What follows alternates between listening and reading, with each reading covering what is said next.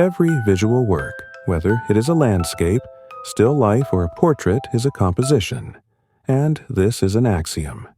In this video, we will talk only about genre painting. Genre paintings are one-figure, two-figure, and multi-figure. If in every work created by a writer, there's a supreme dramaturgical moment, and this is the climax, then in the artist, this technique is replaced by a compositional center. Writers, trying to convey to the reader the idea of their idea, put it in monologues or in dialogue, or in the lines of their characters, or put it in the so-called technique between the lines. And in artists, this idea is expressed with the help of a second center, and this center expresses the idea of the picture. Let us denote this center as a semantic center. In a painting, these two centers are either at a distance from each other or coincide. Moreover, there can be several compositional centers in a painting, but the semantic center is always only one. Compositional centers can always be mentally removed from the field, but the semantic center, as it is the dominant and expresses the idea, never. On the example of François Boucher's painting Young Artist, let's consider how these centers are used in one-figure composition. First, let's find the compositional and semantic centers. This activity requires some mental effort, since it is necessary to mentally move figures and objects on the surface. When we mentally move the figures located on the canvas, we will determine that there are two compositional centers in the picture. The first is the young artist himself, and the second is the easel with the sketch set on it. And the semantic center in this painting is the window, through the glass of which the daylight pours, illuminating the young man and all the objects in the room. The painting can be imagined without the artist and without the easel with the sketch, but not without the window. Let's enter the painting and walk along the path that Boucher has built. The beginning of the path, or otherwise, the movement, is a box of paints. Then, a chair, and further, the first compositional center. A young artist sitting on a chair, who is carefully studying a book with a landscape of some maestro probably printed in it. Above the book is an easel, the second compositional center. On the easel there is a stretcher with a canvas stretched on it, on which an almost finished copy of the landscape is painted. A young man is studying the reproduction with exemplary diligence, and outside the window lives not the depicted, but the real beautiful nature. And we begin to understand the idea of this story. Novice artists should not be fond of copying from the works of masters, and more time to draw from nature. There is one semantic and one compositional center in the painting Savoyard by French artist Jean-Antoine Watteau.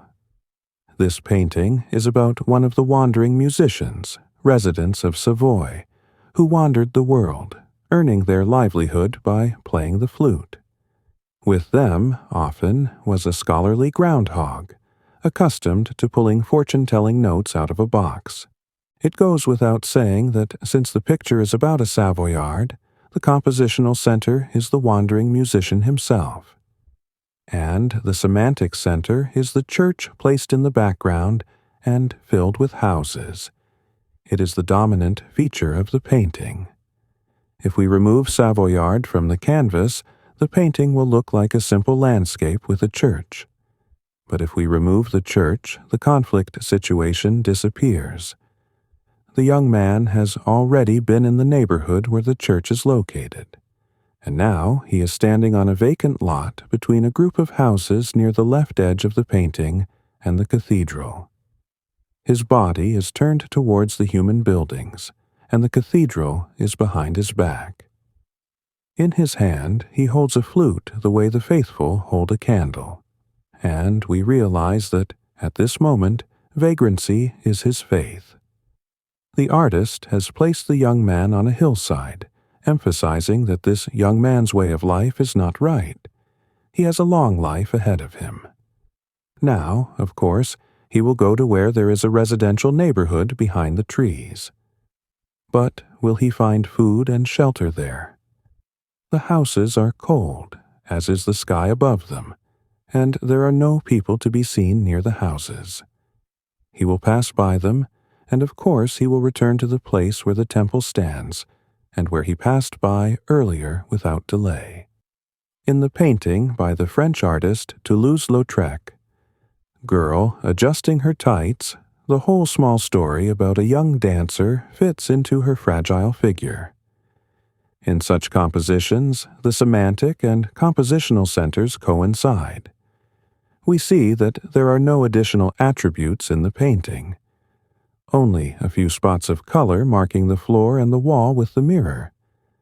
The second title of the painting is New Tights, and it seems to me that this version of the title is more suitable for this subject. The first thing our eyes encounter when starting to move across the canvas is the dancer's angular legs clad in pink tights. The tights, of course, are new, as the girl admires it.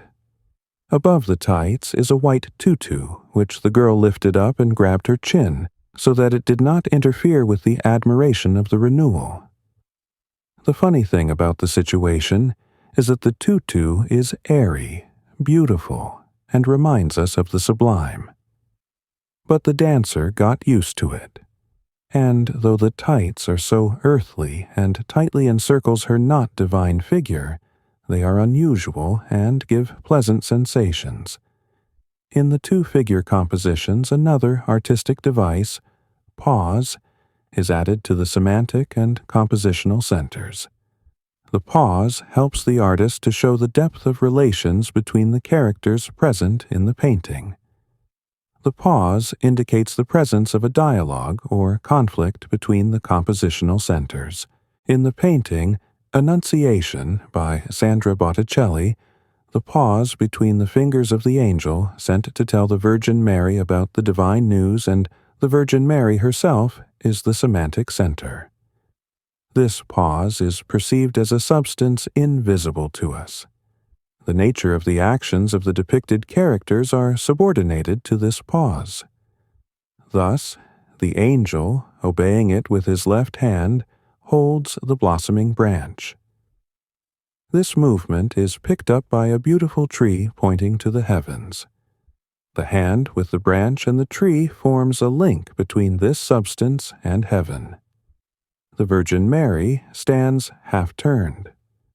Her further action after receiving the news is to pray and study the Holy Scripture on the stand. In the painting, Hello, Mr. Courbet, by Gustave Courbet, is depicted the artist himself, who is apparently traveling through the country. His path passes through private estates, where he meets the proud owner of these estates. But the artist's intention lies on a deeper plane than a mere domestic scene. The plot of land owned by the gentleman, who is quite pleased with himself, is small, and is bounded by the road depicted in the background of the painting. The stagecoach that has brought and will take the gentleman away is passing along the road, and there beyond the road stretches endless distances and a huge, beautiful sky. And on these expanses the artist himself can feel himself the master. To fulfill the task that Courbet set himself, he arranged his figural portrait so that it was the semantic and compositional center. It is impossible to imagine the painting without this portrait. The second compositional center is the figure of the owner of the plot. The action of this center in the painting, as well as the auxiliary figures, the servant and the dog, is temporary. The painting can easily be imagined without these characters. The pause between the main characters and the distance between them is just such that the appropriate dialogue takes place. To whom belong all these beauties sent down to us? In François Millet's Peasant Woman with Kindling, The pause between the two compositional centers is intended to intensify the psychological drama created in the mise en scene. Dramatic notes sound already in the first figure of the peasant woman, which is the first compositional center. The figure is located in the foreground of the painting. The bundled brushwood is turned upside down, and we understand that in order to bind the brushwood and turn it upside down, it is necessary to do a certain amount of work. And this heavy burden bends the woman to the ground. The second female figure, the second compositional center, is given after a pause. It repeats the action of the main figure and intensifies it. In the third plan, again, through a pause, stands the forest. This plan leads us to some reflections. Trees, unlike inverted bundles of brushwood, stretch upwards. And, finally, the semantic center. It is a narrow strip of light located near the upper left corner of the painting. Unlike the Impressionists, this light does not flood the whole picture, creating a life-affirming atmosphere. Of course, it is also present in this painting, but somewhere infinitely far away.